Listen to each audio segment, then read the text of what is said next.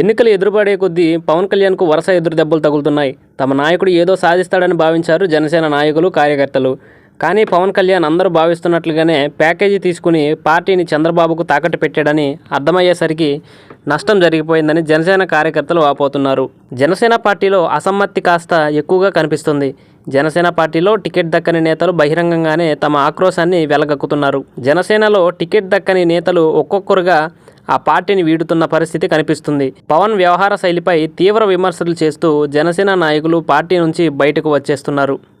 పార్టీలో మొదటి నుంచి ఉన్న నాయకులకు సైతం టికెట్ దక్కకపోవడం ఇప్పటికే పరుచూరి భాస్కర్ రావు జనసేన నుంచి బయటకు వచ్చేశారు. తాజాగా మరో కీలక నేత జనసేన పార్టీకి రాజీనామా చేయడానికి సిద్ధపడ్డారు. జనసేన కీలక నేతల్లో పితాని బాలకృష్ణ కూడా ఒకరు. ఆయన గత సార్వత్రిక ఎన్నికల్లో మమ్మిడివరం నియోజకవర్గం నుంచి జనసేన తరపున పోటీ చేశారు. ఈ ఎన్నికల్లో మమ్మిడివరం టికెట్టు పితానికే అంటూ గతంలో పవన్ కళ్యాణ్ హామీ ఇచ్చారు. దీంతో నియోజకవర్గంలో విస్తృతంగా ప్రచారం నిర్వహించిన ఆయనకు ఎన్నికల ముందు గట్టి షాక్ తగిలింది. పొత్తులో భాగంగా మమ్మిడివరం టికెట్ టీడీపీకి దక్కింది. పవన్ కళ్యాణ్ తనని మంత్రిని చేస్తాడని హామీ ఇచ్చారని, కానీ ఎమ్మెల్యే టికెట్ కూడా ఇవ్వలేదని పితాని ఆవేదన వ్యక్తం చేశారు.